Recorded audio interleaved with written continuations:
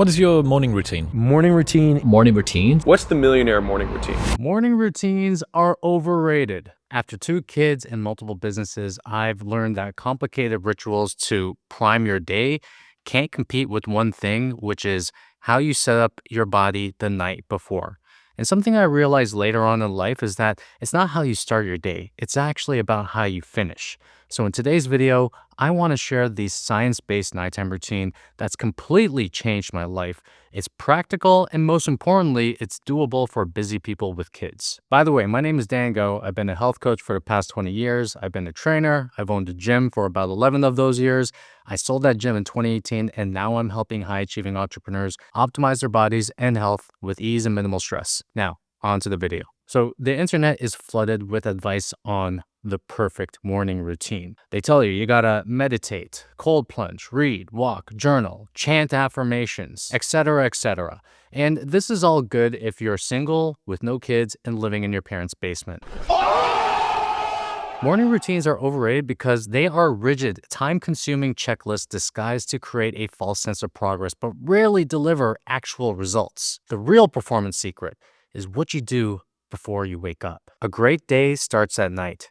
The right evening routine can prime your body and mind for deep sleep, which will help you regulate your hormones, improve recovery, consolidate your memory, and give you the energy to wake up super sharp. It also creates a boundary between your work and your personal life. It should de-stress your body and help you prepare to crush the next day. Most importantly, a consistent nighttime routine anchors your body's clock, known as your circadian rhythm. This leads to easier mornings, better energy, and an improved mood. So here's the anatomy of an effective science-based nighttime routine that's not going to break your bank or be super complicated.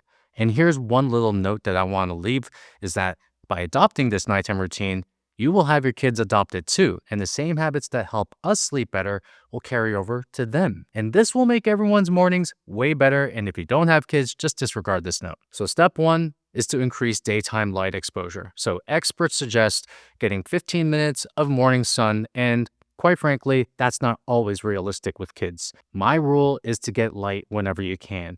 Bright natural light resets your internal clock and supports deep sleep. In the summertime, I get mine by playing with my kids in the pool after work. In between that, I will step outside for a walking meeting or stand in my backyard during breaks just to get a little bit of sun on my body. And while the most optimal time is to get sun on your body in the morning and also at sunset, I find that it's just best to not have things to be so optimized for you all the time. Get daylight whenever you can, get sunlight on your body, and then once you do that, that will be a net positive for your sleep later on. Now, in addition to step 1, I have step 1A, which is to block out stimulation. So a couple of things I avoid for better sleep is no caffeine past 12 p.m. because it takes for me about 12 hours to clear, and also making sure that I have no vigorous exercise at least 3 hours before bed. Now, the caffeine rule is probably one that you heard before, but the exercise one kind of surprised me. I thought late night training would actually help my sleep, but what it did was spike my heart rate and adrenaline. So back when I was doing jiu-jitsu, the only class that I could attend was at 7 p.m. And when I did that 7 p.m. class at night, I found that I couldn't fall asleep until 1 or 2 a.m. My mind was racing, my heart was pumping. I was too energetic afterwards. So to ensure that I had a great night of sleep, I made sure I was doing no vigorous exercise at least before bed. Step 2, decrease nighttime light exposure. So as the sun sets, you want to reduce your light exposure, especially to blue light. When you expose your body and your eyes to blue light, it tricks your brain into thinking it's daytime, and this suppresses melatonin and also delays your sleep. So in our house, we dim the lights and we wear blue light blockers. And if you want to take this further, you can try red incandescent light bulbs. These bulbs are darker and they help mimic sunset, which signals to your brain to start winding down, helping you fall asleep faster and more deeply. And this step is, I find, one of the most important ones, especially for parents. I talk to so many parents, and I think one of the most underrated ways to start priming your kids to go to sleep is to start dimming your lights. But what do most parents do? They leave the lights super bright, especially at night. And they don't realize that this is interfering with their children's ability to go to sleep faster. And if there's anything that you know about having kids, you want them to go to sleep as fast as humanly possible. Now, step 3 is what I call the mind dump. So when you go to sleep, you don't want lingering thoughts keeping you up. And one thing I do at the end of my workday is I write down 3 to 6 priorities that I want to get done the next day. This is using something called the Ivy Lee method. This helps me come to my desk the next day without wondering what I have to do. And this is amazing because I don't have to think about it right before I go to sleep. I also set a hard stop for emails and Slack messages at 6 p.m. And every high performer knows that getting the wrong message at night can derail your focus and delay sleep. Step 4 is taking a hot shower. Now, low-key, one of the greatest cheat codes for a great sleep is actually having a hot shower because it raises your core temperature, and the rapid cool down when you step out of the shower signals to your brain that it's time to sleep. This is going to help you fall asleep faster and also improve sleep quality by syncing with your circadian rhythms. For myself, this also marks the end of a day. It's like telling your body, yo, the day is over. It's time to relax. This provides me a mental break from my workday, and it allows me to rest and digest for the rest of the night. Now, step 5 is what I call the 3-2-1 method. So the 3-2-1 method is a stupidly simple nighttime routine that can give you massive benefits, and it goes like this. So the first step is to stop eating at least 3 hours or more before bed. This is going to improve sleep quality by helping your body rest and digest. And researchers have actually found that when people eat right before they go to bed, they have a 44% chance of waking up later at night. Now, number 2 is drinking my sleep tea that you can see right here, right before bed, and then having no liquids until the next day. Now, 2 hours before bed, I drink a sleep concoction that contains chamomile, glycine, and a little bit of sea salt. The chamomile helps me go to sleep a little bit quicker by inducing some sleepiness. The glycine helps me get better quality sleep. And the sea salt actually helps me prevent from waking up in the middle of the night to go pee because it allows me to absorb the water that I'm drinking. Now, the last one is going to be stopping blue light exposure at least 1 hour pre-bed. And as stated earlier, blue light is like poison for a great night of sleep. So I'm making sure I'm getting away from screens at least 1 hour before bed, or I'm wearing blue light blockers to prevent any blue light from going into my eyes. And the 3-2-1 method is a simple system, but it has yielded incredible results, especially when it comes to sleep quality. Step 6 is disconnecting, then connecting. So I thrive on time to myself, but also I want to stay connected to my wife. So every night we do both, and it works for us.